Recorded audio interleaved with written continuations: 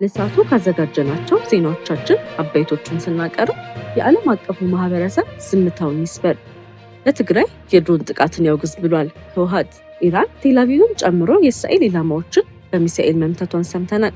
ፊፋ በአርጀንቲና ተጫዋቾችና ፌዴሬሽን ላይ ከባድ ቅጣትን ጣለ። በምስራቅ ወለጋ ጊዳ አያና ግጭት ዳግም ተቀስቅሷል። ሰላማዊ ዜጎችም ተጎድተዋል ተብሏል። እስራኤል የኔቶ አንቀጽ 5ን ሳታስነሳ በሱሪያ ወይንም ሰሜን ቆጵሮስ የሚገኘው ኔትወርክ ጦር መምታት እያጠናች ነው ተብሏል። ሰላም የተከበራችሁ የሀበሻ ጎልድ ዜና ዩቲዩብ ቤተሰቦቻችን፣ በዛሬው ስርጭታችን ውስጥ አስደናቂ ክስተቶችን፣ የፖለቲካ፣ የኢኮኖሚ፣ የማህበራዊና ሌሎች ወቅታዊ ጉዳዮችን በዝርዝር ልናቀርብላችሁ ተዘጋጅተናል። እስከ ቪዲዮ መጨረሻ ድረስ ከኛ ጋር አብራችሁ እንድትቆዩ በታላቅ አክብሮት እንጋብዛችኋለን። ከኛ ጋር በመቆየት አንዳችም ጠቃሚ መረጃ እንዳያመልጣችሁ ያድርጉ።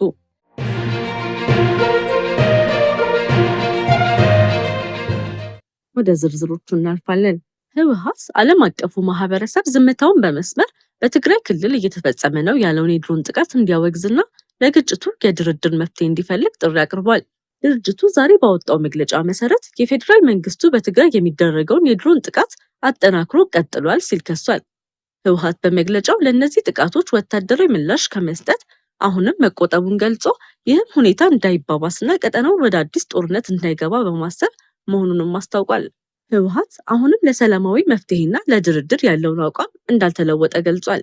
በተመሳሳይ ግን ትዕግስትን ልክ አለው፣ ትዕግስትን እንደ ፍርሃት መቆጠር የለበትም በማለት ማስጠንቀቂያን ሰጥቷል።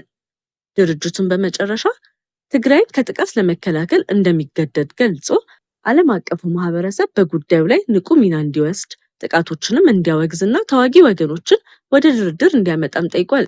በቀጣይም ኢራን ከመከላከያ አቋም ወደ ቀጥተኛ የማጥቃት ስትራቴጂ እየተሸጋገረች መሆኑን የኢራን አብዮታዊ ዘብ ኃይል IRGC እንዳስታወቀ የሚገልጹ መረጃዎች ወጥተዋል።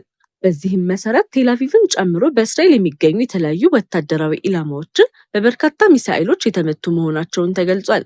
እንደ መረጃው የተመረጡት ኢላማዎች የወታደራዊ ካምፖች፣ የነዳጅና ጋዝ ማከማቻ ቦታዎች፣ የወታደራዊ ማጓጓዣ መስመሮችና ሌሎች የወታደራዊ መሰረተ ልማቶች ናቸው ተብሏል። የኢራን ወታደራዊ አመራር ይህንን እርምጃ ከመከላከል ወደ ማጥቃት የሚያመለክት አዲስ የጦርነት ደረጃ እንደሆነም እያቀረበው ነው።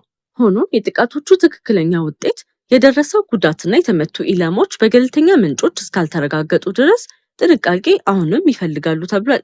የኢራን ተደጋጋሚ የሚሳኤል ጥቃቶች ከቀጠሉና በእስራኤል ውስጥ ያሉ የወታደራዊ ስትራቴጂካዊ ኢላማዎች በቀጥታ ማጥቃት ከተጠናከረ ይህ የኢራን የጦርነት አቋም ወደ በለጠ አጥቂ ደረጃ መሸጋገሩን ሊያመለክት ይችላል። በቀጣይ ሰዓታት የእስራኤል ምላሽ ምን እንደሚሆንና ግጭቱ ወደ በለጠ ሰፊ የክልሉ ጦርነት ይሸጋገር እንደሆነ በትኩረት የሚከታተለው ጉዳይ ሆኗል። በቀጣይም የዓለም አቀፉ እግር ኳስ ፌዴሬሽን ፊፋ በ2026 የዓለም ዋንጫ ፍጻሜ ከስፔን ጋር ከተፈጠረው የጨዋታ በኋላ ግጭት ጋር ተያይዞ በአርጀንቲናና ተጫዋቾቻቸው የቡድን አባላቶቻቸውም ላይ ከባድ የዲስፕሊን ቅጣቶችን አስተላልፏል። በውሳኔው መሰረት የአርጀንቲናው አማካኝ ሊያንድሮ ፓሬዴስ ከ10 የዓለም አቀፍ ጨዋታዎች እገዳ ተጥሎበታል። በጨዋታው በኋላም የስፔኑ ተጫዋች ጋቪን ወደ መሬት መጣሉንና ኤሪክ ጋርዲያስን በአንገቱ መያዙን ከተጠቀሰው የዲስፕሊን ጥሰቶች መካከል ናቸው። ከ10 ጨዋታዎች እገዳው በተጨማሪ $90,000 ቅጣትም ተጥሎበታል። ናኦኤል ሞሊና በበኩሉ የ7 ጨዋታዎችን እገዳና $90,000 የገንዘብ ቅጣት ተጥሎበታል። የፊፋ ውሳኔ ከስፔኑ ካፒቴን ሮድሪ ጋር በተፈጠረ ግጭት ያያይዘዋል። እንዲሁም ቲያጎ አልማዳ የአንድ ጨዋታ እገዳና $30,000 ቅጣት ሲጣልበት፣ የአርጀንቲናው አሰልጣኝ ቡድን አባል ሮቤርቶ አያላ የ3 ጨዋታዎች እገዳና $30,000 ቅጣት ተጥሎበታል። የስፔኑ ተጫዋች ጋቢ ደግሞ የአንድ ጨዋታ እገዳና $30,000 ቅጣት ተቀብሏል። ቅጣቱ በተጫዋቾች ብቻ አልተገደበም። የአርጀንቲና እግር ኳስ ማህበር AFA በተለያዩ የዲስፕሊን ቅጣቶች ምክንያት በድምሩ $321,000 ተቀጥቷል። ቅጣቱ ከደጋፊዎች አድሏዊ መፈክሮችና ከሌሎች የውድድር ዲሲፕሊን ጉዳዮች ጋር ተያይዟል። በተጨማሪም AFA $100,000 ለፊፋ በተፈቀደው የአድሎ መከላከያ ፕሮግራም እንዲያውል ታዟል። የአርጀንቲናው ብሔራዊ ቡድን በሚቀጥሉት የቤት ጨዋታዎች የተመልካች መቀመጫ አቅሙ 50% እንዲገደብ ውሳኔ ተላልፎበታል። በቀጣዩ መረጃችንም እስራኤል የኔቶ አንቀጽ 5ን ሳታስነሳ የቱርክን ጦር እንዴት መምታት እንደምትችል እያጠናች መሆኑ ተዘግቧል። እስራኤል ሃዮም እንደዘገበው እስራኤላውያን ባለስልጣናት የኔቶ አንቀጽ 5 የቱርክ ግዛት እንደሚከላከል ቢደመድሙም በሶሪያ ወይንም በሰሜን ቆጵሮስ የሚገኙ የቱርክ ወታደሮች ግን በዚህ የጋራ መከላከያ ድንጋጌ የግድ ሊካተቱ እንደማይችሉ እየመረመሩ ነው። ታላላቅ የዜና ምንጮች እንደዘገቡት ቱርክ ወደ ሶሪያ የላቁ የአየር መከላከያ ስርዓቶችን ጨምሮ የጦር መሳሪያዎችን ለመላክ እየተዘጋጀች መሆኗን የሚጠቁሙ የስለላ መረጃዎች መኖሩ ተገልጿል።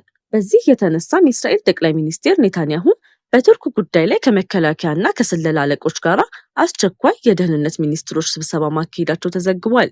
የኔቶን የጋራ መከላከያ ስምምነት ድንጋጌዎች በዝርዝር መመርመራቸውንና አንቀጽ 5 በትክክል የት እንደሚተገበር መገምገሙ ጉዳዩ በኢየሩሳሌም በቁም ነገር እየታየ መሆኑን ያሳያል። በዚህም ሁለት የአሜሪካ አጋሮቿ አንደኛው የኔቶ አባል የሆነችው ቱርክ በሶሪያ ውስጥ ያላቸውን የጦርነት የደህንነት አቅም በመጋጨቱ ምክንያት እርስ በርሳቸው ላይ የሚወሰዱ የወታደራዊ አማራጮችን እያጠኑ መሆኑ ተገልጿል። በመጨረሻ በምስራቅ ወለጋ ዞን በሚገኘው ጊዳ አያና ወረዳ በቅርቡ ዳግም የተቀሰቀሰው ግጭት የአካባቢውን የጸጥታ ሁኔታ እንደገና አክርሮታል። ግጭቱ በአንድ ወገንና በሌላ ወገን መካከል የተወሰነ ውጊያ ብቻ ሳይሆን የፋኖ ኃይሎች፣ የፌዴራል ሰራዊት፣ የኦሮሚያ ክልል የጸጥታ አካላትና የአካባቢው ሚሊሻዎች ተሳትፎ እንዳለበት ተገልጿል።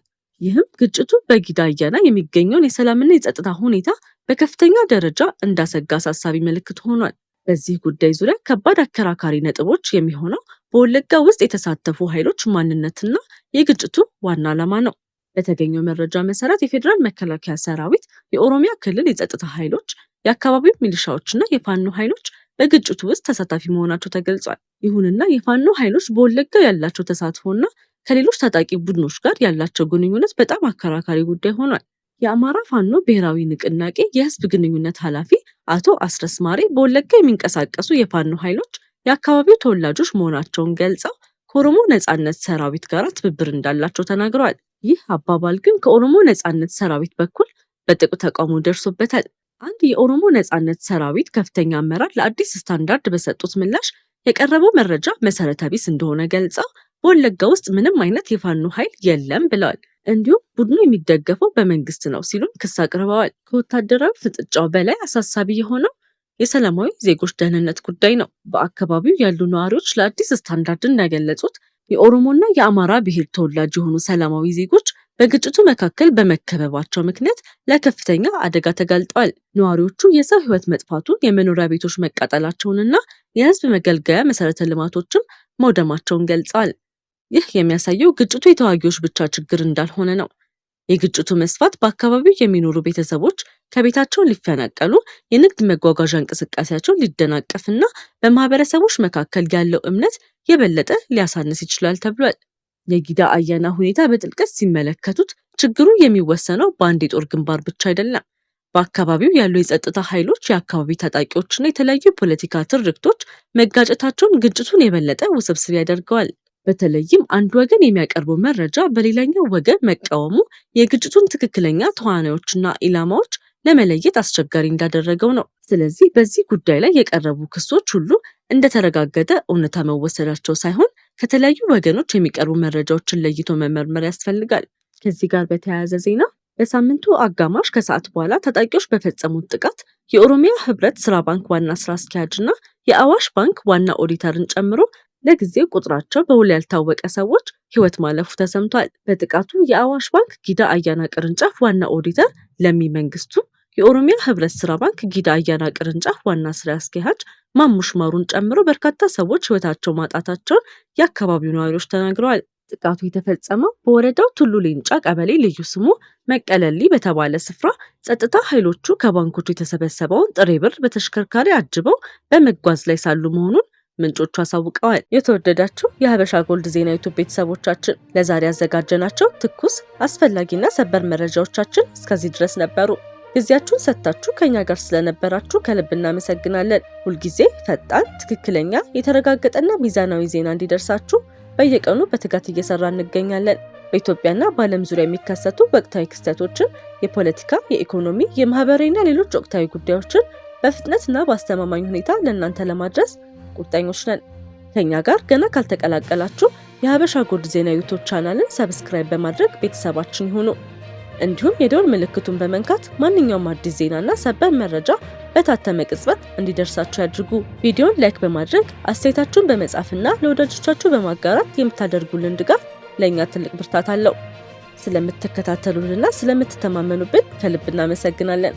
ሀበሻ ጎልድ ዜና፣ ፈጣን ተአማኒና የተረጋገጠ መረጃ የሚገኝበት አድራሻ። እስከምንገናኝ ድረስ ሰላምና ጤና ከእናንተ ጋር ይሁን።